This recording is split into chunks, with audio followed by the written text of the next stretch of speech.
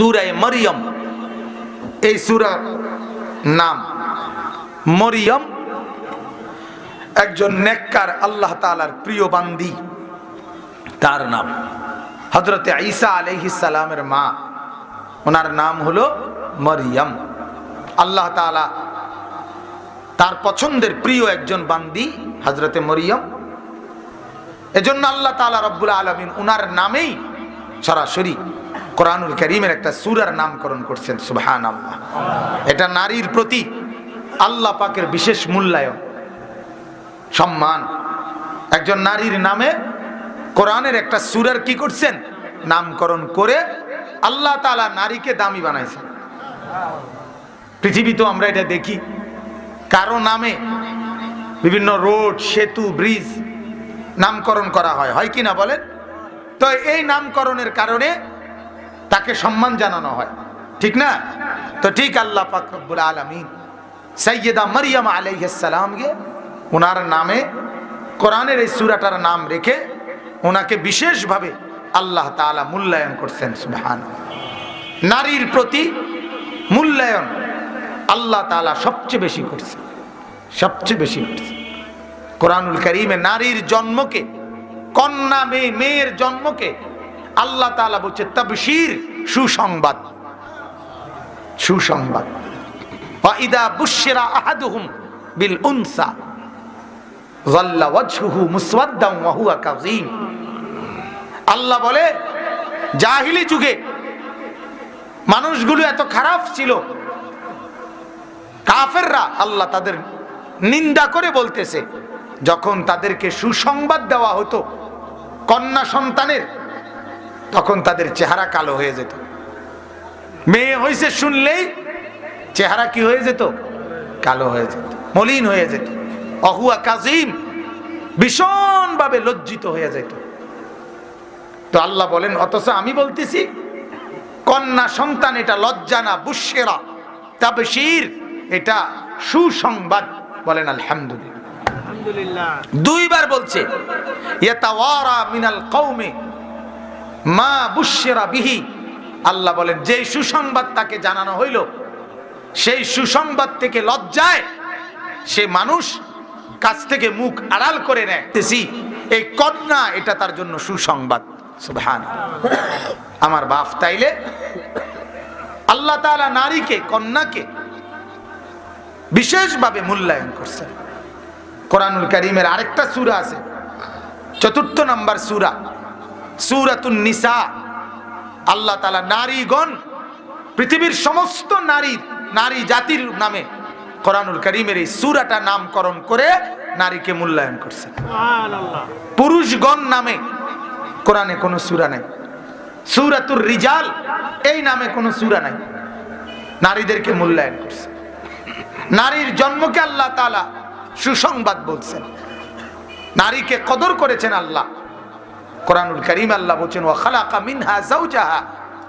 যেদিন আমি আদমকে বানাইছি, সেই আদমের আমলেই তার থেকে তার স্ত্রী হাওয়াকে আমি বানিয়েছি। আর বানিয়েছি কিভাবে? আদমকে যেমন বানাইছি আমার হাতে, হাওয়াকেও বানাইছি আমার হাতে। সুবহানাল্লাহ। হাওয়া আলাইহিস সালাম কোন মায়ের পেট থেকে বের হয় নাই, কথা বোঝেন নাই? ওনার থেকে না আরো সন্তান হয়েছে, কিন্তু উনি কোনো মায়ের পেট থেকে বের হয়, উনি কোনো মায়ের পেট থেকে বের হয়নি। অতএব আল্লাহ তাআলা বলেন, হাওয়াকেও আমি সেই প্রথম দিন আমি পৃথিবী আবাদ করার জন্য নারীকে আমি আল্লাহ তাআলা সৃষ্টি করছি। আর ওয়াবাসসা মিনহুমা রিজালান কাসীরান ওয়া নিসা। চতুর্দিকের এই দুনিয়ায় মানুষের আবাদি আমি আল্লাহ তাআলা এই স্বামী স্ত্রী আদম এবং হাওয়ার মাধ্যমে ছড়িয়ে দিয়েছি। সুবহানাল্লাহ। আপনাদেরকে কথাটা এভাবে বুঝেন, আল্লাহ তাআলা ফসল উৎপাদনের জন্য এই জমিগুলোকে নির্ধারণ করছেন। আল্লাহ তাআলা ফল উৎপাদনের জন্য পৃথিবীর সমস্ত গাছপালাগুলোকে নির্ধারণ করছেন। আল্লাহ তাআলা আলো দেওয়ার জন্য সূর্যকে নির্ধারণ করছেন। এরকম বহু সৃষ্টিকে আল্লাহ পাক বিভিন্ন ভাবে প্রকাশ করছেন। কিন্তু একটা জিনিস কল্পনা করেন, গোটা পৃথিবীর সর্বশ্রেষ্ঠ সৃষ্টি মানুষ, আল্লাহ তাআলা তাকে পৃথিবীতে প্রকাশ করার জন্য, তাকে পৃথিবীকে আবাদ করার জন্য আল্লাহ তাআলা মায়ের পেটকে নির্বাচন করেছে। মায়ের পেট এতটা দামি যে পেট থেকে রব্বুল আলামিন গোটা পৃথিবীর মানুষকে আবাদ করেছে। সুবহানাল্লাহ, সুবহানাল্লাহ। এজন্য সাইয়্যিদা মরিয়ম আলাইহিস সালাম উনি আল্লাহ পাকের এক নেক বান্দি। কোরআনুল কারীমের মধ্যে আছে উনার মা মানে মরিয়মের মা, উনার নাম ছিল হান্না বিনতে ফাখুজ। হান্না কি নাম কোনতো? এই মরিয়মের মা, এই হান্না যখন গর্ভবতী, ওনার পেটে যখন সন্তান আসছে তখন উনি আল্লাহর কাছে একটা দোয়া করছে, রব্বি ইন্নী নাযারতু লাকা মা ফি বাতনি মুহাররারা। আল্লাহ, আমার পেটের যে সন্তান আমি সেটা আপনার রাস্তায় ওয়াকফ করে দিলাম। আপনার রাস্তায় ওয়াকফ করে দিলাম, পেটে থাকতেই নিয়ত করলাম আল্লাহ আপনার জন্য ওয়াকফ। আলহামদুলিল্লাহ, আমাদের সমাজে এরকম অনেক মানুষ আছে, ভালো মানুষ, যারা বলে আমাদের কাছে, হুজুর আমার বাচ্চাটাকে আমি পেটে থাকতেই নিয়ত করে দিছি মাদ্রাসায় পড়াবো, কোরআন পড়াবো, হাফেজ বানাবো। এমন অনেক মানুষ আছে, আলহামদুলিল্লাহ, অনেক লোক আছে। দুনিয়া আখিরাত চাইলে দুনিয়া মিলে যায়, দুনিয়া চাইলে আখিরাত মিলে না। কথা বুঝেন নাই? কি বুঝছেন কোন? আখিরাত চাইলে কি মিলে যায়? দুনিয়া চাইলে আখিরাত মিলে না, আখিরাত মিলে না। আপনি আপনার পরিবারের আখিরাত চাইবেন, দুনিয়াও মিলে যাবে। শুধু দুনিয়া চাইবেন, আখিরাত মিলবে না, আখিরাত মিলবে না। আমি প্রতিদিন এ কথা বলি, সরু সরেয়া ক খ ABCD এক অক্ষর না জানলেও দুনিয়া মিলবে। ভাত মাছ চাল ডাল, বিবাহ শাদী, দালান বিল্ডিং, ঘর দুয়ার, দেশ বিদেশ, সকল কিছু উপভোগ করা দুনিয়া। শিক্ষিতও করে, এখানে মুরুক্ষের বাপ 14 গোষ্ঠী মূর্খ, তারাও দুনিয়া ভোগ করে। কোনটা আপনার শিক্ষিত লোক কোনটা বেশি ভোগ করে? যেটা গরিবে, আরে মূর্খে করে না। কিটা এটা কিটা? কথা বল না, কি এটা? কথা বলেন না কি? শিক্ষিত লোক টাইলসওয়ালা বিল্ডিং করলে, মূর্খ লোক মাটি দিয়ে বিল্ডিং করে, কে তো মার্বেল দিয়ে করে। ঠিকই কইছেন, আরো বেশি। তাইলে পৃথিবীর কোন জিনিসটা আছে শিক্ষিত অশিক্ষিত, ইমানদার বেঈমান, কৃতজ্ঞ অকৃতজ্ঞ, ফরমাবরদার না ফরমান, এমনকি মানুষ না শুধু জন্তু জানোয়ারও পৃথিবী ভোগ করতেছে, ঠিক কিনা বলেন? সূর্যের আলো ভোগ করে শুধু মুসলমানরা? সূর্যের আলো ভোগ করে শুধু মানুষ? চন্দ্রের আলো, রোদ, বৃষ্টি, আলো, বাতাস, সাগর, পানি, জমিন ও আসমানের সব নিয়ামত সবাই ভোগ করে, জন্তু জানোয়ারও ভোগ করে। কিন্তু আখিরাত, পরকাল, জান্নাতের নিয়ামত, আল্লাহর কসম, কোরআন ছাড়া, সেজদা ছাড়া, জিকির ছাড়া, হালাল ছাড়া 1 ইঞ্চি 1 সুতাও মিলবে না, মিলবে না। দন্তান নয় কান্না, কি নয় কান্না, দন্তান নয় কান্না, মিলতে না। সেজদা ছাড়া জান্নাত মিলবে না, কিন্তু সরু সরে ভাত ছাড়া ভাত মিলবে, ঠিক কিনা বলে? কোরআন ছাড়া জান্নাত মিলবে না, আখিরাত মিলবে না, পরকালের সুখ মিলবে না। তো দুনিয়ার সুখ, দুনিয়ার সুখ মূর্খ হইলেও চলে। এজন্য বাপ বুঝতে শেখেন। প্রতিদিন বলি আমরা, 1000 বারো বলি, 1,00,000 বারো বলি, ঘুরে ফিরে তো একই কথা। অতএব ওই উনার মা হান্না নিয়ত করছে, ইন্নী নাযারতু লাকা মা ফি বাতনি মুহাররারা। আল্লাহ, আমার পেটের সন্তান তোমার রাস্তায় ওয়াকফ করে দিলাম। আর তখনকার যুগে নিয়ম ছিল, ওই যুগে সন্তান যদি আল্লাহর রাস্তায় ওয়াকফ করে দিত, তাহলে সবচেয়ে বড় বিষয় ছিল এই ওয়াকফ সন্তানকে মসজিদের খেদমতে লাগাইত। কিসের খেদমতে? মসজিদের খেদমত। আর যখন হান্না নিয়ত করলো তখন উনি মনে মনে নিয়ত করছে বাইতুল মুকাদ্দাস মসজিদ, ফিলিস্তিনে মসজিদে আকসা যেটাকে বলে, ওই মসজিদের খেদমতে তাকে ওয়াকফ করবে। এখন সন্তান হইছে, ফালাম্মা ওয়াদাআত, যখন সন্তান হলো উনি দেখলেন এটা মেয়ে, তা কি হইল? মেয়ে হইল। কোরআনে আছে সূরা আলে ইমরানে, উনি সরাসরি বললেন আল্লাহকে, ইন্নী ওয়াদাতুহা উনসা, আল্লাহ এটা কি হইল? এটা মেয়ে হইল। আমি তো তোমার জন্য ওয়াকফ করছিলাম মাওলা, তোমার ঘরের মসজিদের খেদমতে দেব, বাইতুল মুকাদ্দাস মসজিদে আকসা, আর মেয়েকে কেমনে দেব? আল্লাহ তাআলা কোরআনে বলেন আল্লাহু আ'লামু বিমা ওয়াদাআত, হান্না তুমি কি প্রসব করছো এটা আমি জানি। আমি দিছি, আমি কইতারি না, কথা বোঝেন নাই, আমি তো আগেই জানি। তবে শোনো, ওয়ালাইসা যাকারু কাল উনসা, এমন বহু নারী আছে যে হাজার লক্ষ কোটি পুরুষ তার সমকক্ষ নয়। সুবহানাল্লাহ। আমি আল্লাহ তাআলা চাইলে ইজ্জত আমি দেই, আমি যখন চাই পুরুষকে ইজ্জত করি, আমি যখন চাই নারীকে দামি বানাই, আমি ইচ্ছাটা। ইজ্জত হাত পাও ঠ্যাং ঠুং মাথা মুতার ভিত্তিতে না, ইজ্জত আমার ভিত্তিতে, আমার ভিত্তিতে। অত ইজ্জু মান তাশাউ আতুযিল্লু মান তাশাউ, আমি ইজ্জত দেই, আমি বেইজ্জতি করি। ইজ্জত কে দেয়? আল্লাহ। আবার বলেন বেইজ্জতি কে করে?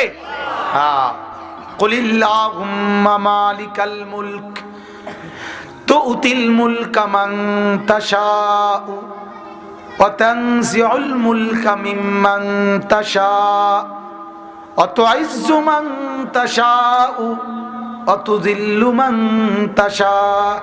এখানে একটা আশ্চর্য কথা আছে, সুন্দর কথা।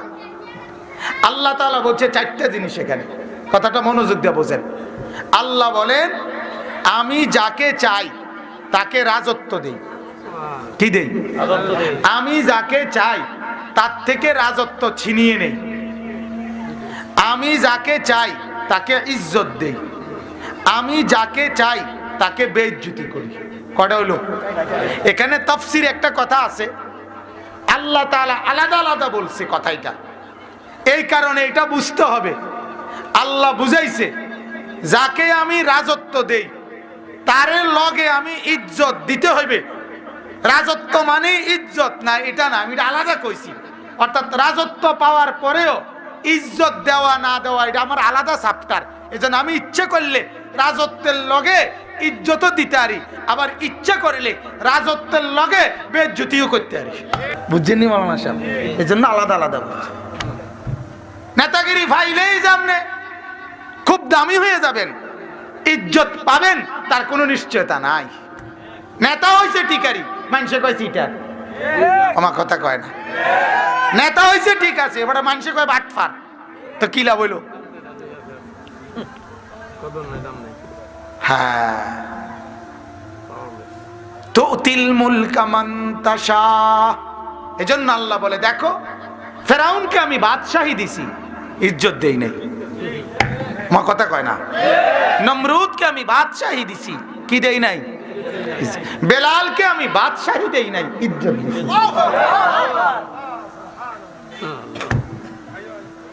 বেলাল বাদশাহ না কিন্তু দামি, রাবেয়া বসরি বাদশাহ না দামি, দামি। বুঝলে? হ্যাঁ, বোঝা উচিত। দাম আর ইজ্জত আল্লাহ পাকের কাছে। আহা মুসলমান, বুঝে না এটা? আল্লাহর নাফরমানির মধ্যে দাম খুঁজে, আল্লাহর নাফরমানির মধ্যে দাম খুঁজে। অবৈধ সম্পদ উপার্জন করবে, হত্যা করবে, খুন করবে, লুণ্ঠন করবে, হারাম রোজগার করবে, ধোঁকা দিবে, প্রতারণা করবে, চুরি করবে, ডাকাতি করবে, সম্পদ লুণ্ঠন করবে, এটার মধ্যে নিজে ইজ্জত খোঁজে। না না, ইজ্জত খুঁজতে হবে কার কাছে? আল্লাহর কাছে, আল্লাহর কাছে।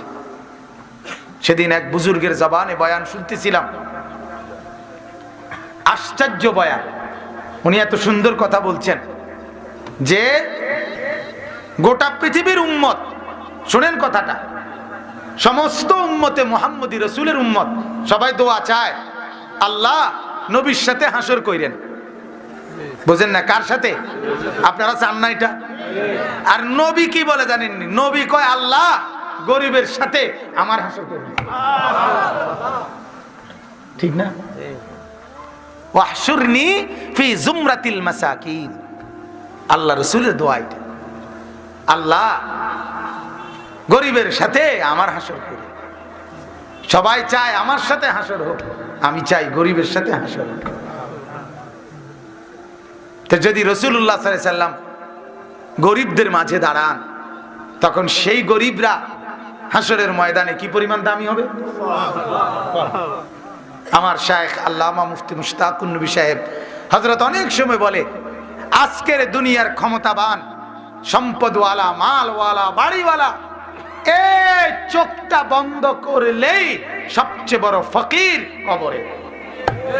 আজকের দিনহীন, দিন মজুর, খেটে খাওয়া মানুষ কিন্তু আল্লাহকে রাজি করছে, ইবাদত করছে, চোখটা বন্ধ করলেই কবরে বাদশাহ। কবরে কি বলেন না? বাদশাহ। তাই জন্য আল্লাহ বলেন ওয়ালাইসা যাকারু কাল উনসা, আরে বহু কন্যা, বহু মেয়ে হাজারো লাখো পুরুষের চাইতে কি উত্তম। তুমি আমারে বলতে হবে না, বরং তোমার এটা মেয়ে আমি জানি, কিন্তু তোমার এই মেয়ে মরিয়ম হাজারো লক্ষ পুরুষের চাইতেও কি দামি, আমার কাছে মর্যাদাবান। আমি আল্লাহ তাআলা তাকে দিয়ে আমার মুজিজা দেখাবো, আমি আল্লাহ আমার কুদরত দেখাবো তাকে দিয়ে। সুবহানাল্লাহ। আর সেই কুদরতের নামই হলো ঈসা আলাইহিস সালাম। সেই কুদরতের নাম কি? ঈসা আলাইহিস সালাম। আল্লাহ তাআলা পৃথিবীবাসীকে তার কুদরত দেখাবে। আল্লাহ তাআলা প্রথম কুদরত দেখাইছেন। আল্লাহ বলেন আমি মা আর বাপ ছাড়া আমি মানুষ তৈরি করতে পারি, আদম। আমি নারী ছাড়া মানুষ তৈরি করতে পারি, হাওয়া। আমি পুরুষ ছাড়া মানুষ তৈরি করতে পারি, ঈসা। কথা বলেন না? কি ছাড়া? আল্লাহ তাআলা বলেন আমার মুজিজা, আমার কুদরত দেখাবার জন্য আমি মরিয়মকে পছন্দ করেছি। সুবহানাল্লাহ। ওয়াসতাফাকা আলা নিসাইল আলামিন। আল্লাহ জানাইছে কোরআনে, মরিয়ম ইয়া মারইয়াম উকনুতি লিরাব্বিক, হে মরিয়ম তুমি তোমার রবের অনুগত হও। আল্লাহ তোমাকে পৃথিবীর লক্ষ কোটি নারীদের মাঝে আল্লাহ তোমাকে বাছাই করেছেন। সুবহানাল্লাহ। ওয়াসতাফাকে, আল্লাহ বাছাই করেছেন কাকে? মরিয়মকে। ঈসা আলাইহিস সালাম আল্লাহ তাআলার কুদরতের এক নিদর্শন, যে আল্লাহ তাআলা দেখাইলেন পৃথিবীবাসী আমি ইচ্ছে করলে স্বামী ছাড়া, পুরুষ ছাড়া শুধু নারীর থেকে সন্তান দিতে পারি। আমি ইচ্ছা করলে নারী ছাড়া আমি ইচ্ছা করলে সন্তান, আরে মানুষ বানাইতে পারি, হাওয়া। আমি ইচ্ছা করলে নারী পুরুষ ছাড়া আদমকে বানাইতে পারি। সুবহানাল্লাহ। তাহলে মরিয়মের ব্যাপারে আমি এই কথাটা বললাম। এক্ষেত্রে আমাদের জন্য উপদেশ কি? আমাদের জন্য উপদেশ, কন্যাকে দুর্বল, অসহায়, লজ্জা অথবা অপছন্দের মনে না করা। যার ঘরে মেয়ে আছে, যার কন্যা সন্তান আছে, সে এটাকে বরকতময় মনে করা। কি মনে করা বলেন না? আল্লাহ তাআলা ইচ্ছে করলে তুমি যদি এই কন্যাকে আখিরাতের উপায় মনে করো, তাহলে এই কন্যা তোমাকে, বাবাকে, এই মেয়েটা তার মেয়ের বাবাকে জান্নাতে কোনানে পৌঁছাবে, রাসূলের সাথে পাশাপাশি রোমে পৌঁছায় দিবে। পাশাপাশি রোমে মেয়ে পৌঁছায় দিবে। হ্যাঁ, হাদিসে আছে আল্লাহ রাসূল সাল্লাল্লাহু আলাইহি ওয়াসাল্লাম বলেন, যেই কন্যার বাপ, যেই মেয়ের বাপ তার মেয়েকে দিন শিখায়, তরবিয়ত করে, আখলাক শিখায়, দিনদার পর্দানশীল বানায় দেয়, তার চরিত্র গঠন করে দেয়, উপযুক্ত স্বামীর হাতে তুলে দেয়, আল্লাহ রসুল বলেন, হে মেয়ের বাপ, এমন বাবা তোমারকে আমি ওয়াদা দিলাম, এই দুই আঙ্গুলের মাঝে যেমন কোনো ফাঁকা নাই, আমি রসুল জান্নাতে তোমাকে সাথে নিয়ে এভাবে কাছাকাছি থাকবো। শর্ত হইল তোমার কন্যাকে দিনদার বানাইতে হবে, আখলাকওয়ালা বানাইতে হবে। আজ মুসলমান তার মেয়েকে হাজারো ছেলের হাতে ছেড়ে দিছে। বেকুব, নিজের মেয়েটাকে কষ্ট করে খাইয়া পড়াইয়া ছোট্টবেলা কোলের বাচ্চা মেয়েটাকে আদর করে করে বড় করে আজ হাজারো রাস্তার অসভ্য লম্পট ছেলে এগুলোর ভোগের সামগ্রী, এগুলোর নজরের সামগ্রী, এগুলোর লালসার সামগ্রী বানাইয়া রাস্তা ছেড়ে দিছে। তে বেটা দেখে তার মাইয়া বেপর্দা চলে, আর তে এরপরও ভাত খায়। বেটা ছাগল কোথাকার, বেটা নির্লজ্জ কোথাকার, বেহায়া। যার কন্যা বেহায়া তার ফ্যামিলিও বেহায়া, যার স্ত্রী বেহায়া তার স্বামীও বেহায়া,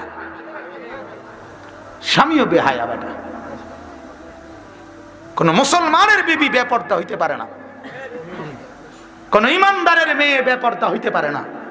প্রয়োজনে আমার জান চলে যাবে, প্রয়োজনে আমার লাশ জমিনে পড়বে, কিন্তু আমার বিবি বেপর্দা হবে কেন? আমার আত্মমর্যাদা নাই? অসভ্য ছেলেরা রাস্তায় দাঁড়াই আমার মেয়েরে দেখবো, এই জন্যই আমি দুনিয়াত বড় হয়েছি মিয়া, এই জন্যই আমি রোজগার করি। কেন কেন মিয়া? আজ হাজার হাজার ছেলে আমাদের মুসলমান, এদের আখলাক বরবাদ করে দিছে, এদের চরিত্র শেষ। এই নারী দেখতে দেখতে দেখতে দেখতে মোবাইলেও নারী, রাস্তাঘাটেও নারী, সর্বত্র যেদিকে নজর বুলায় মহিলার মহিলা, মহিলার মহিলা, বেপরদিকি। যুবক, নিজেকে তামসা মনে করো না, যারা বলছো এটাকে সফলতা মনে করো না। বাপ,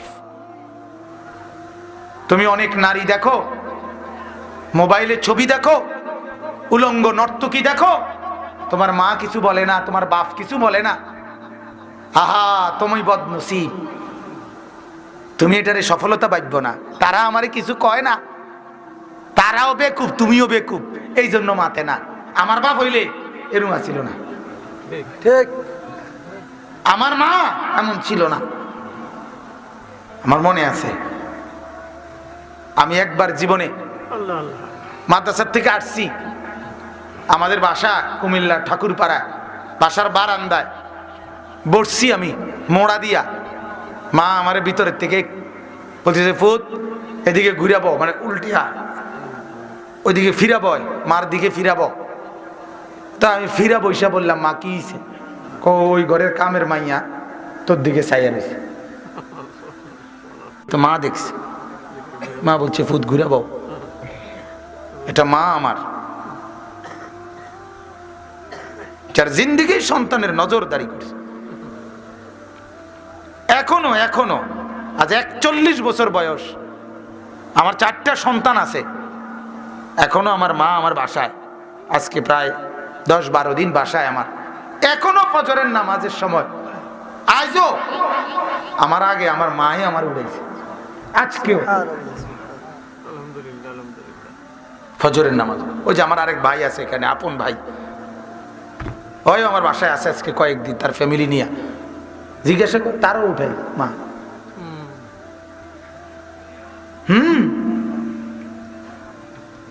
এই জন্য বাবা, ছেলেরা তোমাদেরকেও বলি, মন্দ কপাল যে আমি কালকেও তারে বলছি, আমার ভাইটারে, যে এমন একটা মা বাপ, যে মা বাপ আখিরাতের ফিকির করছে, এমন মা বাপ পাওয়াও আমাদের জন্য সৌভাগ্য। আল্লাহ মিলাইছে। বাপে বিড়ি খাওয়াই না, গাঞ্জা খাওয়াই না, খারাইয়া মুতিন না, এ তো বদনসিব, ঠিক না বলেন? মা বেপর্দা, মা পুতরে কইছে মোবাইল টিপ, কোলের বাচ্চারে মোবাইল দেখায় দেখায় খানা খাওয়ায়। কেন আমাদের ঘরে বাচ্চা মানুষ হয়েছে না, বড় হয়েছে না? আল্লাহ আমাদেরকে মাফ করে দেন। ভাইয়া রাগ করেন না, আমি আবেগে বলি, মহব্বতে বলি। এর মানে এই না আমি কারো প্রতি নারাজ। কথা বুঝছেন কিনা? আমি প্রত্যেকের সংশোধন চাই, আমারও আপনাদেরও। ঠিক কিনা বলেন? উসিকুম ওয়া ইয়া, আমারও ওসিয়ত, আপনাদেরকেও ওসিয়ত। কোরআনের উপদেশ আমারও দরকার, আপনাদেরও দরকার। ঠিক কিনা বলেন? তো এজন্য বললাম, কন্যাকে প্রত্যেকে যাদের ঘরে মেয়ে আছে, নিজের মেয়েকে আখিরাতের সামান বানান। খুব সহজ। এই মেয়েটাকে পর্দানশীল বানায় দিবেন, মেয়েটাকে কোরআন পড়নেওয়ালা বানায় দিবেন, মেয়েটাকে নামাজি বানায় দিবেন, রসুলের সাথে বেহেশতে চলে যাবেন। বেহেশতে যাওয়া না, শুধু নবীর সাথে থাকবেন। একেবারে সহজ সুরত। আপনার ঘরে একটা মেয়েকে আপনি দিন শিখাই দিবেন। বলেন আলহামদুলিল্লাহ। এবার এই 3 আয়াতের তরজমা শুনে আল্লাহ পাক রব্বুল আলামিন বলতেছেন, সূরা মরিয়ম, মনে আসেনি সূরার নাম?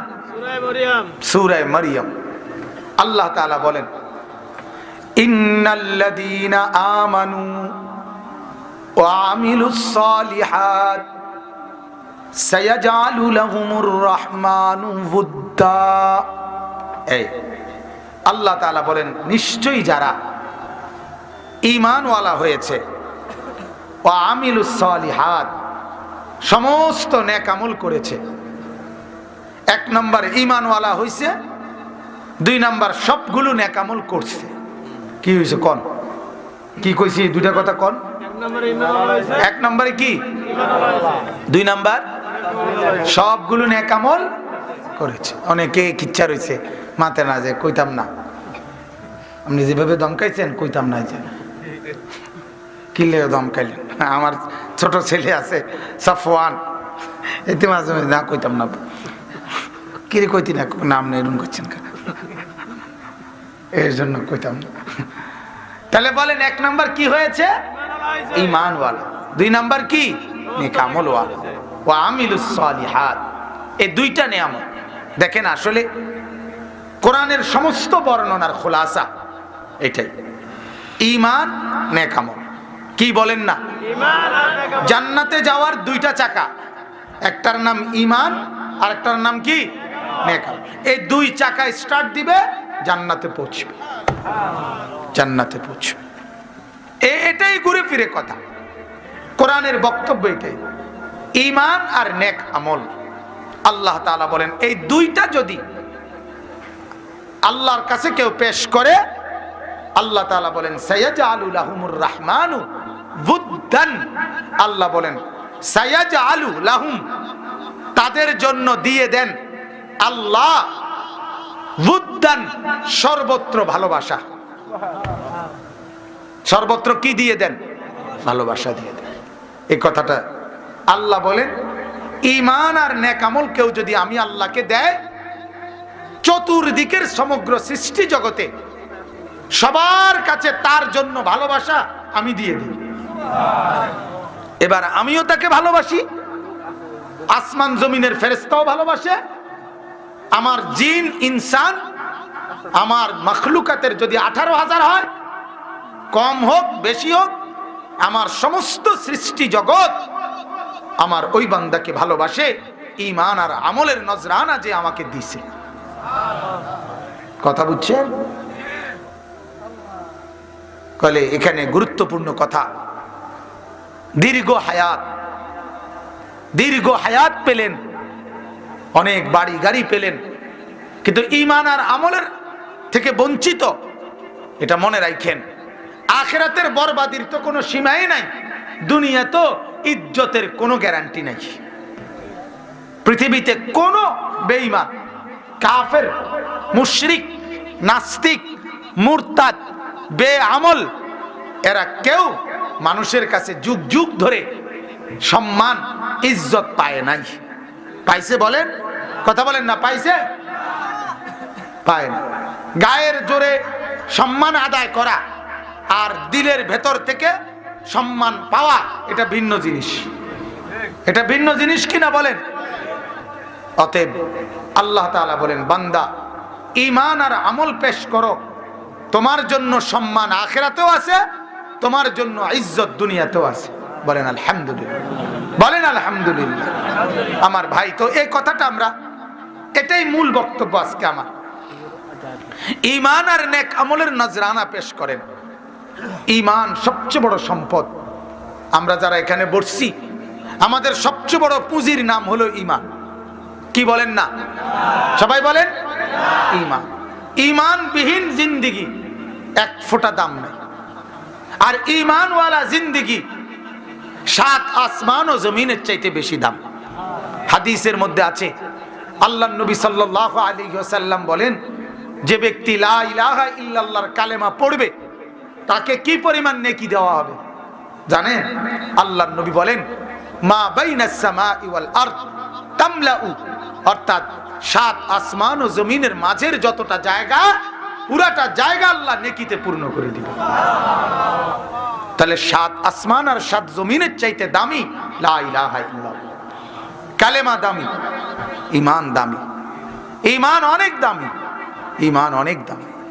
আমার ভাই, আজকে আপনারা হয়তো বলবেন, ঈমান তো আছেই হুজুর, লা ইলাহা ইল্লাল্লাহ তো মুখস্থই পারি না। রে বাপ, বিশ্বাস করেন, শুধু লা ইলাহা ইল্লাল্লাহ মুখস্থ রাখলেই ঈমান টিকে থাকে, বিষয়টা এমন না। কুফরির কারণে ঈমান ছুটে যায়, শিরিকের কারণে ঈমান ছুটে যায়, নিজের অজ্ঞাতে ঈমান ছুটে যায়, বদ আমল করতে করতে, গুনাহ আর নাফরমানি করতে করতে অনেক সময় কলিজার মধ্যে গুনাহটা ইয়াকিন হিসাবে বসে যায়, তখনও ঈমান চলে যায়। এই কথাটা এমনি বুঝেন, সুদ খাইতে খাইতে, কিস্তি লইতে লইতে, কথা বুঝছেন না, একটা সময় তার কলিজার মধ্যে এটা বসে যায়, এটা ছাড়া আমার পক্ষে আর বেঁচে থাকা সম্ভব না, এটা তার দিলে বসে যায়, তখন তার ঈমান চলে যায়। কারণ সে তো এটা বিশ্বাস করে লাইছে। আমার ওই দিন বলল একজন, ৬,০০০ টাকার কিস্তি, এই টাকা শোধ করতে না পাইরা এরপরে আবার কিস্তি নিতে নিতে নিতে নিতে ৬,০০০ টাকার কিস্তি এখন ৬০ লাখ টাকার কিস্তি, ৬০ লক্ষ টাকা কিস্তির জালে আটকাইয়া বাড়ি হারা। এখন ওই লোক আর বাড়িতে নাই, বিবি বাচ্চাও নাই। তাইলে আপনি বলেন, তার কলিজার মধ্যে এটা বসছে, আমি যদি এই কিস্তির থেকে বাঁচতে হয় আবার কিস্তি লইতে হইব। কথা বোঝেন নাই আমার? আমি এই ফান্দের থেকে বাঁচতে হইলে আবার বাঁচতে হবে, আরেকটা লইতে হবে। ওই যে মাদকাসক্ত কেন্দ্র, যেগুলো মাদকাসক্ত নিরাময় কেন্দ্র, মানে যেখানে নেশাগ্রস্ত লোকদেরকে চিকিৎসা দেয়, তারার চিকিৎসার নিয়ম হলো নেশার এই মদ, গাঁজা, ফেন্সিডিল, এগুলো নেশা, এগুলো কমায়, একটু একটু একটু করে করে করে কম কম কম কমায়, টেলিভিশনও দেখতে দেয়, গান বাদ্য শুনতে দেয়, আর নেশা একটু একটু কমাইতে কমাইতে কমাইতে কমাইতে যখন আর মনে করেন আধা গ্লাস বা আর 1 পা খাইলে সারে হইতে, তখন এ কয়ে যায় এখন অনেকটা সুস্থ, এখন মাশাআল্লাহ দিলে, এখন কি আগে যে পুরা বোতল মারিয়ে দিত, এখন আর কি মারে না, পুরা বোতলটা ছাইরা দেয় না, এখন অল্প দিলে হয়। আপনার ছেলে অনেকটা আগের চাইতে ভালো, ধরেন বাইক নেন, বাইক নিয়ে সারছে, হেঁটে হয়তো কইছে আব্বা একটু আইতে আসি, গিয়ে আবার প্রথম থেকে পুরাটাই মাইরা দিছে আবার। অর্থাৎ গুনার মধ্যে রাইখা, সেটা সামান্য পরিমাণও হোক, গুনার থেকে ফেরানো যায় না। কথা বুঝছেন নি আপনার? গুনার মধ্যে থাইকা গুনার থেকে কি করা যায় না, ফেরানো যায় না। বরং গুনার থেকে ফেরাইতে হইলে, আখিরাত মুখী করতে হলে গুনার থেকে একদম আলগা করে ফেলতে হবে, আলগা যায়, গুনার থেকে সম্পূর্ণ আলাদা হইতে হবে। সামান্য পরিমাণ নেশার দ্রব্য চালু রেখেও তাকে নেশার থেকে বিরত রাখা যাবে না। এজন্য আমি আপনাদের কাছে এটা বুঝাইতে চাই, ঈমান সবচেয়ে বড় সম্পদ। সেই ঈমান কিন্তু মাঝে মাঝে ছুটে যায়, আর এটা ছুটে গেলে বড় বিপদ, কুফর হয়, শিরিক হয়। অহরহ আমাদের কথাবার্তার মধ্যে শিরিক আছে, শিরিক আছে। আরে মিথ্যা কথা রে, আমি এরকম শুনছি, এক লোক বলছে হুজুর মিশা কথা আছে বলে দুগা ভাত খাইয়ে যেতেছে। কত বড় ডাকাত, ডাকাত যে ডাকাত, কত বড় ডাকাত। তার কথা হইলো মানে মিথ্যা কথা যদি ব্যবসার মধ্যে বলতে না পারি তাহলে আর আমার বাত মিলত না। নাউজুবিল্লাহ, বলেন নাউজুবিল্লাহ। তাইলে ঈমান রক্ষা করা জরুরি, সমস্ত নেক আমলে অভ্যস্ত হওয়া জরুরি। আমার ভাই, আপনার নামাজ, রোজা, হজ, যাকাত, ওযু, গোসল, দান, সাদকা, জিকির, তাসবিহ, তিলাওয়াত, হালাল হারাম একজন মুসলমানের জন্য সবগুলো জরুরি। আজ তো দুর্ভাগ্য আমাদের মুসলমানের প্রজন্মের অধিকাংশই আমরা আমলের লাইনে কেউ কেউ দুই চারটা কোনো বিষয়কে আমল ধরে নিয়ে মনে করছে এরই নাম ইসলাম। কথা বুঝছেন না? খ্রিস্টানরা রবিবারে গির্জায় যাওয়া এটাকেই মনে করে ধর্মের উপাসনা, আর আমাদের লক্ষ কোটি মুসলমান শুক্রবারে জুমার নামাজ পড়া এটাকেই মনে করে মুসলমান। একই হিসাব, একই হিসাব। আল্লাহ তাআলা আমাদেরকে মাফ করে দেন, আল্লাহ আমাদেরকে বুঝ দান করেন। অথচ নামাজ কি শুধু শুক্রবার, শুধু জুমাবার? কয়দিন, কয়দিন বলেন না? ওই যে শবে বরাত, শবে কদর আইলে দেখবেন অনেকে জিগা, আমারও তো জিগা, হুজুর নামাজটা কোন দিন? নামাজটা কি মানে রবিবারে না সোমবারে? নামাজ কোন দিন? আমি বলে নামাজ প্রতিদিন। নামাজ কোন দিন? প্রতিদিন নামাজ। তাহলে অতএব আল্লাহ তাআলা বলেন, আমার কোন বান্দা যখন ঈমান আর আমলের উপরে উঠে, সমস্ত সৃষ্টি জগতে আমি আল্লাহ তার জন্য ভালোবাসা দিয়ে দেই। এজন্য এই আয়াতের তাফসিরে আছে, আল্লাহ তাআলা যখন তার কোনো বান্দাকে ভালোবাসে তখন আল্লাহ তাআলা জিবরাইলকে প্রথম ডাকে, না দা জিবরিল, জিবরিলকে ডেকে বলে তাকে আমি ভালোবাসি, তুমি ভালোবাসো। জিবরাইল বলে আহবাবতু, ভালোবাসলাম। জিবরাইল এবার সাত আসমানের ফেরেশতাদেরকে বলে, ও ফেরেশতারা, এই লোকটাকে আল্লাহ ভালোবাসে, আমি জিবরাইলও ভালোবাসি, তোমরাও ভালোবাসো। ক্বালু আহবাবনা, সাত আসমানের ফেরেশতারা বলে আমরাও ভালোবাসলাম। সুম্মা তুনজালুল মাহাব্বাতু ইলাল আরদ, আল্লাহর নবী বলেন ভালোবাসার ওই ঘোষণাটা তখন জমিনে নেমে আসে, আর আল্লাহ তাআলা সমস্ত সৃষ্টির কাছে ওই ভালোবাসার কথা পৌঁছিয়ে দেয়। পুরা মাখলুক তখন আল্লাহর এই প্রিয় বান্দাকে ভালোবাসে। এজন্য কারামত আল্লাহ সবাইকে দিয়ে দেখায় না ঠিক, তো মাঝে মাঝে আল্লাহ এটা দেখাইয়া বুঝাইছে এই পৃথিবীতে যে তাকে সবাই ভালোবাসে। এজন্য বহু আল্লাহর ওলির জীবনীতে আছে জঙ্গলের বাঘ, জঙ্গলের মহিষ, জঙ্গলের হরিণ, জঙ্গলের সিংহ, সাপ অথবা কোনো প্রাণী চতুষ্পদ, এরা পর্যন্ত ওই আল্লাহর প্রিয় বান্দাকে সহযোগিতা করছে, কোন কাজে সহযোগিতা করছে, ভালোবাসছে। এরকম হাজারো নমুনা আউলিয়া বুজুর্গদের জীবনীর মধ্যে আছে। তাহলে কেন হইল এমন? কেন? ওই যে আল্লাহ পাক মহব্বতের এই এলান আল্লাহর সৃষ্টির মধ্যে জানায় দিছে, একে আমি ভালোবাসি, তোরাও ভালোবাসিস। এই জন্য আমার বাপ, এটা জরুরি বিষয়, আমরা প্রত্যেকেই এই ফিকির করা চাই যে আমার প্রতি আল্লাহর ভালোবাসা আসলে পুরা সৃষ্টিও আমাকে ভালোবাসবে। আর আল্লাহকে নারাজ করে মানুষের ভালোবাসা পাওয়া যায় না, মানুষের মহব্বত পাওয়া যায় না। ক্ষণিকের ভালোবাসা হলে সেটা স্থায়ী হয় না, টিকে না। কোনো জোর জবরদস্তির ভালোবাসা হইতে পারে, কিন্তু সেটা টিকে না। অবৈধ কোনো ভালোবাসা টিকে না। পৃথিবীতে আজ পর্যন্ত, আজকের এই দিন পর্যন্ত অবৈধ প্রেম পীড়িত করে বিয়ে করছে এমন নারী পুরুষের জীবন মৃত্যু পর্যন্ত সুখের হয়েছে এমন একটা নমুনাও পৃথিবীতে নাই, একটাও নাই, একটাও নাই, একটাও নাই।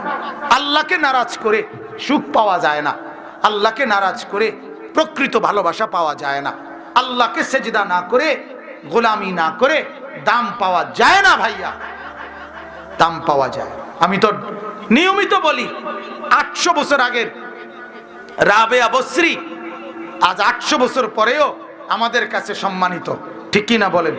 কিন্তু এই 800 বছরে কত সুন্দরী নারী পৃথিবী থেকে গেছে, বেপর্দা নিজেদের রূপ যৌবন দেখাইছে। আজকের এই দিন পর্যন্ত দেখা যাবে তারা আজ পৃথিবীতে তাদের নাম কেউ নেয় না, কোনো কুত্তাও তাদের নাম নেয় না। কুত্তাও নাম না। পৃথিবীর কত শাসক, কত বাদশাহ, কত রাজা, কত সম্রাট, কত প্রতাপওয়ালা, যাদের চোখের ইশারায়, আঙ্গুলের ইশারায় উঠতো নামতো মানুষ, তাদের নাম আজ কোনো জানোয়ারেও নেয় না। কিন্তু আল্লাহর পেয়ারা বান্দাদের নাম, আল্লাহর পাকের বান্দাদের নাম আজও মানুষ নেয়। খাজা মঈনুদ্দিন চিশতি ওই আজমিরে, যিনি আল্লাহর ওলি ছিলেন, আজ পর্যন্ত ভারতীয় উপমহাদেশের কত শাসকের নাম কেউ জানে না, কিন্তু খাজা মঈনুদ্দিনের নাম সবাই জানে। কথা বলেন না, জানে কি না বলেন? বাগদাদের জান দিয়া আমরা একই কথা বারবার বলতেছি, কারো গায়ে না লাগলে কোনো অসুবিধা নাই, দুনিয়া পার হয়। আমি এই জন্য ডেইলি বলি এটা, যে দুনিয়া পার হইয়া যায়। চুরি, বাটফারি, সিটারি, গান, বাদ্য, নাচ গান, মদ, জুয়া, ফুর্তি, নর্তকী, নাচ গান, এগুলার রাতও শেষ হয়। আবার জিকির, তাহাজ্জুদ, তেলাওয়াত, কোরআন শরীফ পড়া, কান্নাকাটি, এগুলার রাতও কি হয়? শেষ হয় কি না? দুনিয়া আটকায় না কারো, দুনিয়া আটকাবেও না কারো, কিন্তু আখেরাত আটকাবে। আখেরাত কি? ইমানদারের আখেরাত সামনে আগাবে, বেঈমান আর নাফরমানের আখেরাত আটকায় যাবে, আখেরাত আটকায় যাবে। আল্লাহ আমাদেরকে বুঝার তৌফিক দান করেন। আল্লাহ কোরআনে বলেন, শেষ দুই আয়াতের তরজমা শুধু বলি, ফা ইন্নামা ইয়াসসারনাহু বিলিসানিকা। আল্লাহ বলেন, নবী আপনার ভাষায় এই কথাগুলো আমি সহজ করে বলে দিয়েছি, আপনার কাছে স্পষ্ট করে দিয়েছি। কেন? লিতুবাশশিরা বিহিল মুত্তাকিন, যেন আপনি আমার মুত্তাকি বান্দাদেরকে জান্নাতের সুসংবাদ দিতে পারেন। ওয়া তুনজিরা বিহি কওমান লুদ্দা, আর ঝগড়াটে, নাফরমান, কলহ, হানাহানি, মারামারি করে নেওয়ালা বান্দাদেরকে জাহান্নামের ভয় দেখাইতে পারেন। আল্লাহ এরপর শেষ আয়াতে বলেন, ওয়া কাম আহলাকনা ক্বাবলাহুম মিন কারনিন। আল্লাহ বলেন, নবী আপনাকে একটা কথা বলি, আপনি এদেরকে বলেন যে ও মানুষ, তোমরা কি জানো ইতিপূর্বে আল্লাহ বহু জাতিকে ধ্বংস করে দিছে, দিছে কিনা বলেন? হাল তুহিসসু মিনহুম মিন আহাদিন। আল্লাহ বলতেছে, নবী তাগরে জিজ্ঞান না, এই নাফরমান যারা মরে গেছে কবরে, তাদের কারো নড়াচড়া কবরে বোঝা যায়নি। কথা বোঝেন নাই? কেউরও কবরে, কোনো এক নাফরমান তার কবরে একটু যান না, গিয়ে দাঁড়াইতে কোন, গিয়ে দেখেন না একটু নড়ে চড়েনি। আও তাসমাউ লাহুম রিকজা, অথবা ফিসফিস আওয়াজ, হালকা আওয়াজও শোনা যায় কিনা একটু দেখেন না, শোনা যায়? কথা বলেন না। ফেরাউনের কবর, নমরুদের কবর, পৃথিবীর ফেরাউনের তো কবরে নাই, তো পৃথিবীর নাফরমানদের কোন আওয়াজ আছে? তো ইমানদারদের আওয়াজ আছে, আছে আছে আছে, ইমানদারের আওয়াজ আছে। অমুক বুজুর্গ এটা বলছেন, অমুক বুজুর্গ এটা করছেন, অমুক আল্লাহর বান্দা এটা বলছেন। এই যে আমরা আলোচনা করি, আবু বকর সিদ্দিক বলেন, ওমর বলেন, আব্দুল কাদের জিলানী বলেন, বাইজিদ বুস্তামি বলেন, তো ওনাদের নড়াচড়া, ওনাদের আলোচনা, ওনাদের পর্যালোচনা, ওনাদের বিশ্লেষণ, ওনাদের সুনাম, ওনাদের আলোচনা আছে কিনা বলেন? আছে, আছে। অতএব ঈমান আর আমলের ভিত্তিতে ইজ্জত, আল্লাহর নাফরমানির ভিত্তিতে কি নাই? ইজ্জত। মসজিদেই কামিয়াবি, সেজদাতেই কামিয়াবি, সফলতা। বলেন আলহামদুলিল্লাহ। আমার ভাই, আজকে এই মসজিদখানা আলহামদুলিল্লাহ সিংহারিয়া, আমি তো ঢুকে প্রথম বুঝি নাই, পরে বলছি আর তাকায়া তাড়াহুড়া করে ঢুকছি। এই জন্য মূলত এটা একটা মসজিদ। বলেন আলহামদুলিল্লাহ। নতুন করে এই মসজিদ বানানো হয়েছে, আলহামদুলিল্লাহ, অনেক কাজও হয়েছে মাশাআল্লাহ। আমার অনুরোধ হইল বুঝার জন্য, একটা কথা শুধু বোঝা দরকার। হাদিস, একটা গুরুত্বপূর্ণ হাদিস বলেন, রাসূলুল্লাহ সাল্লাল্লাহু আলাইহি সাল্লাম বলেন, যখন ইসরাফিল ফু দিবে, কে? আল্লাহর নবী বলছেন, ইসরাফিল ফু দিলে আল্লাহর সমস্ত সৃষ্টি, মাখলুকাত ধ্বংস হয়ে যাবে। হবে কিনা? ইল্লাল মাসাজিদ। নবীজি বলছেন মসজিদগুলো ছাড়া, মসজিদগুলো ছাড়া। ইসরাফিল ফু দিলেও মসজিদ ভাঙবে না। আল্লাহর নবী বলেন, ইয়ানদাম্মু বা'দুহা মা বা'দ, এক মসজিদ আরেক মসজিদের সাথে জুড়ে যাবে, মিলে যাবে আর কি। আর সবগুলো একত্রে আল্লাহর ঘর কাবা এটার সাথে মিলবে। এরপরে কাবা ঘরের নেতৃত্বে এই সমস্ত মসজিদ জান্নাতে পৌঁছে যাবে। হাদিস। তাহলে মসজিদের দান এটা শেষ হবে কোন দিন? কেমনে কিয়ামত শেষ হবে? এটা না জান্নাতে যাব? কাবা ঘরের সাথে মসজিদ কই যাবে গা? তো জান্নাত শেষ হবে কোন দিন? তাহলে মসজিদের দান, মসজিদের সহযোগিতা এটা শেষ হবে কোন দিন? এই এখন যদি নাম বলে মসজিদে যারা যারা দান করছে এরার নাম আজও উচ্চারিত হবে, এরার নাম জান্নাতে উচ্চারিত হবে ইনশাআল্লাহ। হ্যাঁ মিয়া সাহেব, কারণ এটা আল্লাহর ঘর। মালিক বলে তুমি আমার ঘর বানাবা, আমি তোমার ঘর বানাবো। এটা না হাদিস? তুমি আমার ঘর বানিয়ে দিও জমিনে, আমি তোমার ঘর বানিয়ে দেব জান্নাতে। তুমি এখানে ঘর বানাও, আমি ওখানে ঘর বানাবো। তোমারটা হবে তুমি আমার ঘর বানায় দিবা তোমার দুনিয়ার ইট বালু দিয়া, আমি তোমার জান্নাতের ঘর বানায় দিব ইয়াকুত আর মণি মুক্তা দিয়া। সুবহানাল্লাহ।